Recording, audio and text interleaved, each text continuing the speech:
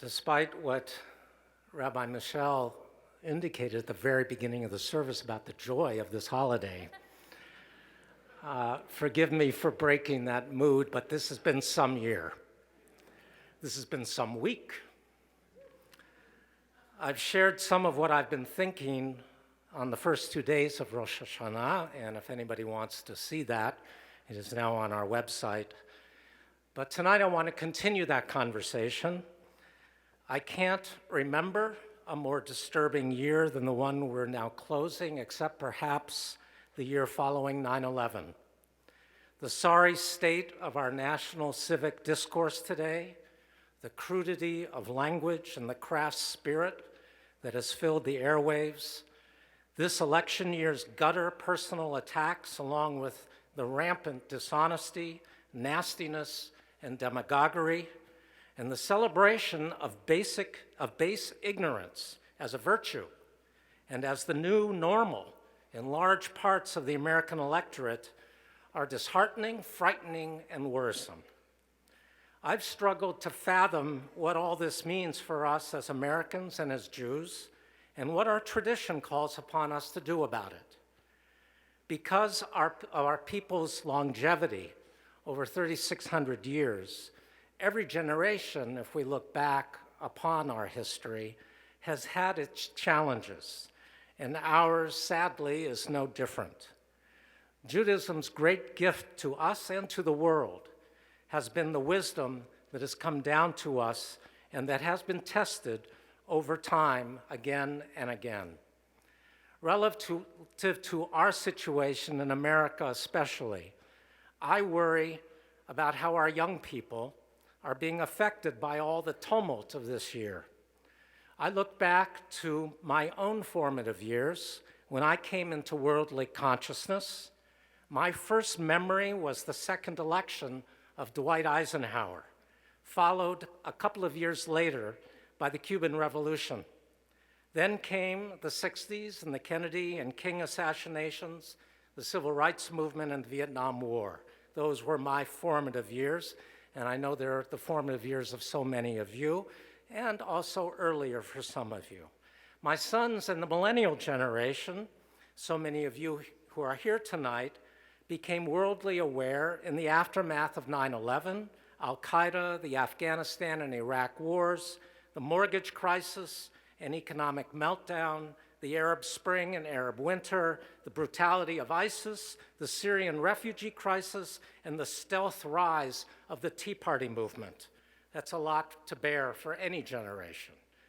When I met this last Sunday afternoon with our 10th grade confirmation class, I asked them the same question: what is the very first memory of a history that you all recall? And to a person, they remember the election of the first African-American president, followed, that's the good news, followed by the resulting wave of racism, extremism, nativism, misogyny, homophobia, Islamophobia, bigotry, gun violence, and all the awful things that have happened in this presidential campaign year. I wonder what long-term impact these events will have upon them. Will they do what generations of Jews have done before them? Get involved, as Rabbi Josie said was the very essence of our tradition, and strive to make a difference? Or will they be contaminated so much that they'll turn away, concern themselves with themselves alone, and ignore our people's historic mission of Tikkun Olam? We can't know, but I can say that our kids impress me. And if these young Jews are like Jews of past generations, Rachmanim b'nei Rachmanim, compassionate children of compassionate parents, they will do what others before them have done and get engaged. I'm reminded of that wonderful scene in Casablanca, in which Rick was reunited with the beautiful Ilsa, never having really fallen out of love with each other since Paris. They'd met after Ilsa believed that her husband Victor had been killed by the Nazis as a leader of the French resistance. But suddenly Victor turned up alive, and Ilsa decided she had to return to him and left Rick waiting for her drenched in the rain at the train station. In Casablanca, Ilsa and Victor wandered years later into Rick's cafe, and their love was reignited. Ilsa was torn. Should she return to Victor, the husband and elegant, courageous leader whom she so admired and loved, or should she run away with her roguish heartthrob and the passionate love of her life, Rick? Ilsa said, "I said, Rick, that I would never leave you." "And you never will," Rick responded. "But I've got a job to do too. Where I'm going, you can't follow. What I've got to do, you can't be any part of. Ilsa, I'm no good at being noble, but it doesn't take much to see that the problems of three little people don't amount to a hill of beans in this crazy world. Someday you'll understand that." One of the great movie lines in film history. How many of you love Casablanca? Of course, Rick was right. Individually, we are little people, and we are insignificant in the face of the massive disturbance in our country today and the scale of the suffering around the world. I've struggled this year to rise above the weeds, stay focused and optimistic. Thankfully, I'm surrounded by people I love, respect, and admire, my family and friends, my colleagues, and this congregation, and many of our local, state, and national leaders, a number of whom are here this night, as well as writers, thinkers, and activists who give me hope and confidence that there are still many sane and good people fighting the good fight. Yet I'm reminded of the story told in the name of Rabbi Nachman of Bratslav about the good king, whose chief advisor informed him that the wheat crop that year had been poisoned, and that anyone who ate of it would go mad. The king thought about what to do. Should the people not eat the wheat, they'd starve. But if they ate it, the entire nation would become insane. The king decided that everyone had to eat the wheat, including him and his advisors. But he and his chief counsel pledged to each other that they would remind each other that they had gone mad. Another story appears in an ancient text that tells of a peddler who walked the dusty streets of the villages of northern Israel. He was selling something irresistible. "Who wishes to buy the elixir of life?" he cried. "Come, one and all, discover the elixir of life." Wherever he went, he drew very large crowds. Throughout history, traveling salesmen attracted those who were drawn to the latest miracle cure. Today, these salesmen no longer walk into the center of a town like they used to do, with their wagons loaded with potions to cure this and to cure that. The internet has proven to be a much better snare for those wishing magical cures and fixes to their problems. Modern salesmen understand the same truth that ancients knew. There's a permanent market for such miracle cures and fixes among those in need, or who are gullible and unsuspecting. The most spectacular modern miracle cure, promising immortality, is apparently available already on the market for the right price, of course. Freeze us now. And when scientists discover the secret to reverse aging, then thaw us out and bring us back to life, the advertisement promises. But back to our story. One day, the peddler in northern Israel shuffled into the town of Tzipori, and the crowd of villagers surged towards him, yearning to discover life's greatest secret. All this commotion disturbed the concentration of the learned Rabbi Yanai, who couldn't focus on what he was studying. He came out of his room to see what all the excitement was about, and seeing the peddler, called to him, "Come, sell me your magic potion." Despite a lifetime of study, Rabbi Yanai had not yet discovered the answer to life's most basic questions. What's it all for? Why am I here? How do I ensure my longevity, prosperity, and immortality? Though Rabbi Yanai was no fool, after years of struggle and frustration, Like the villagers around him, he too was easily seduced by the promises of the peddler. Rabbi Yanai wondered if perhaps this salesman might have the secrets he so yearned and longed to know. The peddler reached into his sack and pulled out the book of Psalms. Then he pointed to a verse and said, "Here is your elixir of life." Rabbi Yanai read, "Mi ha'ish hechafetz chaim." Who is the person that yearns for life? Keep your tongue from speaking evil and your lips from deceitful speech. Yanai said to himself, all my life I've studied this passage, but didn't know how to explain it until this hawker came around and clarified it for me. Here's the full text of that psalm. Mi ha'ish hechafetz chaim ohev yamim lirot tov. Who is the one who desires life, who seeks many days of goodness? Netzor lashon chamera, usfatecha midaber mirma. Guard your tongue from evil and your lips from deceitful speech. Sur me rab aset v'aset tov, bakesh shalom v'rodfehu. Avoid evil and do good, seek peace and pursue it. This is an ancient Israelite formula for a meaningful life and an answer to life's basic questions. The psalm includes 4 instructions: avoid evil speech, avoid evil deeds, do good, seek peace, and pursue it.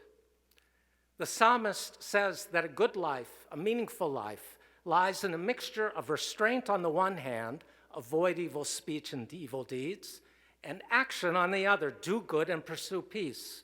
2 opposites indispensable to those who yearn for a meaningful life. Aseh tov, do good, the psalmist tells us. In Judaism, it's the deed that counts. A good person isn't judged by what she thinks or believes or feels, but by what she actually does. Good intentions, of course, are preferable, but they aren't required. Only good outcomes are mandatory. Everything else is secondary. The Jewish potion for a meaningful life is in the practice of moral and ethical living, not merely thinking about it, bemoaning life as it is, and talking about it. Tradition calls us to become disciplined in moral living. The Pirkei Avot reminds us that in a situation where there's evil, it's our duty to remain decent, respectful, kind, and good. In other words, to be a mensch. Unfortunately, in the real world, altruism isn't the great motivator towards good action, nor can action be relied upon as a strictly voluntary practice. Rather, duty and habit are far greater motivators. Maimonides taught that it's better to give 1 coin to the poor on 1,000 different occasions than 1,000 coins all at once, because we need to train ourselves to do good every day. The act of giving tzedakah every day trains and disciplines us to perform acts of goodness, not as a voluntary act of the heart, but as a matter of habit and commitment. No one becomes a good artist without painting. No one becomes a fine musician without playing music. No one can run a marathon without training. No one can become a good physician without practicing medicine. No one becomes a good writer without writing. So too, no one can become a good person without doing good day after day after day after day. The psalmist assumes that we understand what's good and bad. He isn't specific and doesn't give details in this particular psalm, though good and bad are defined everywhere in Torah and throughout Jewish tradition.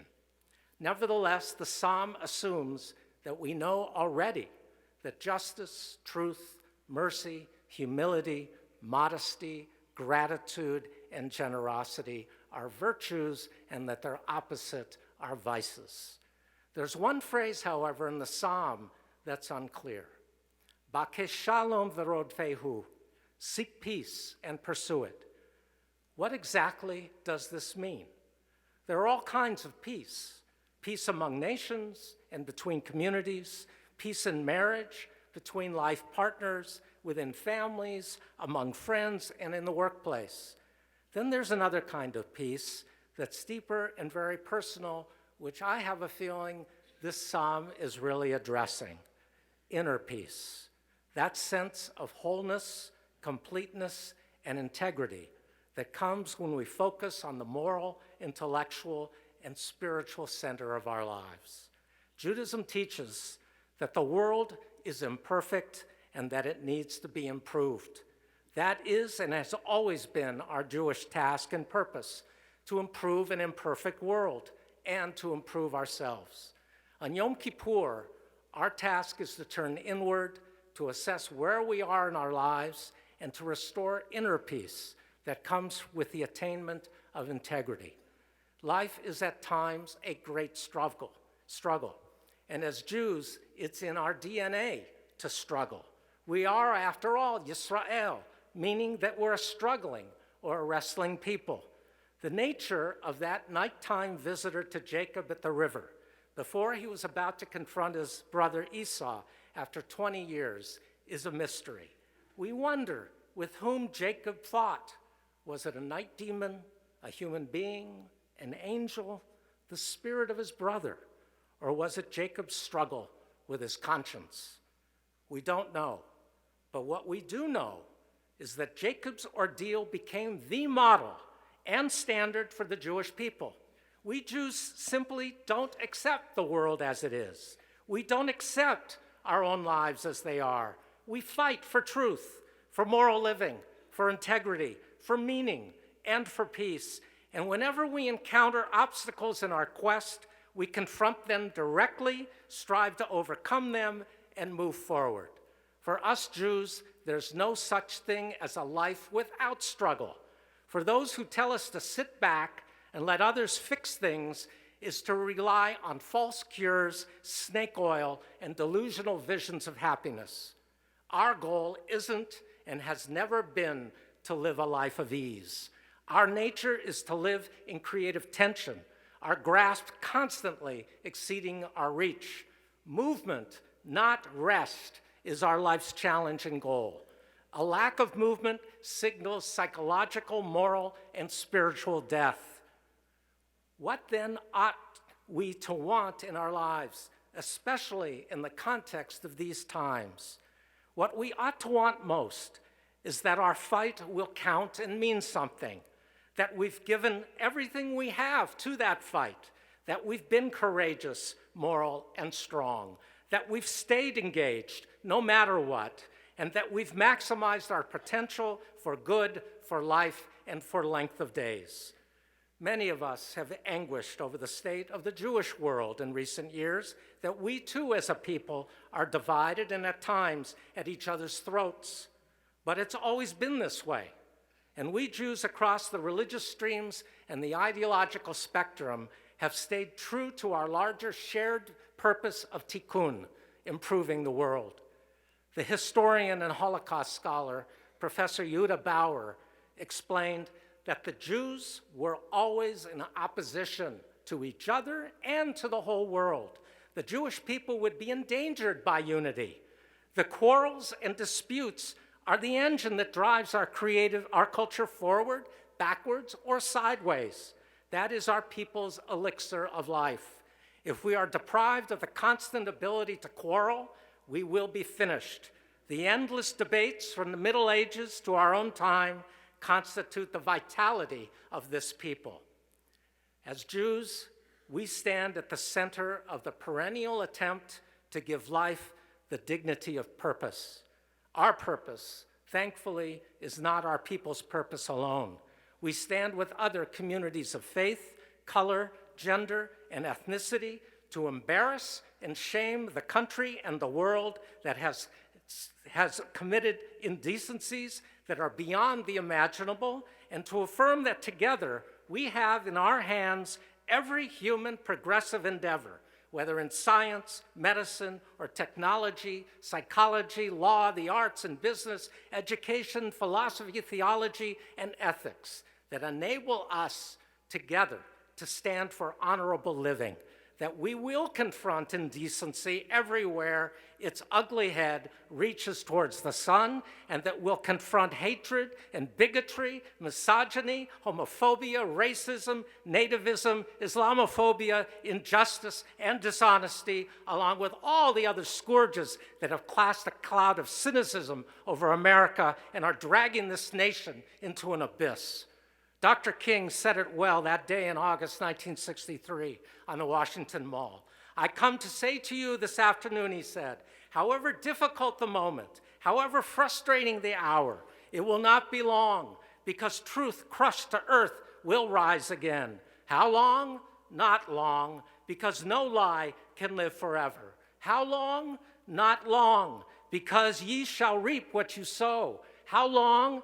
Not long. Truth forever on the scaffold, wrong forever on the throne, yet that scaffold sways the future, and behind the dim unknown standeth God within the shadow, keeping watch above his own. How long?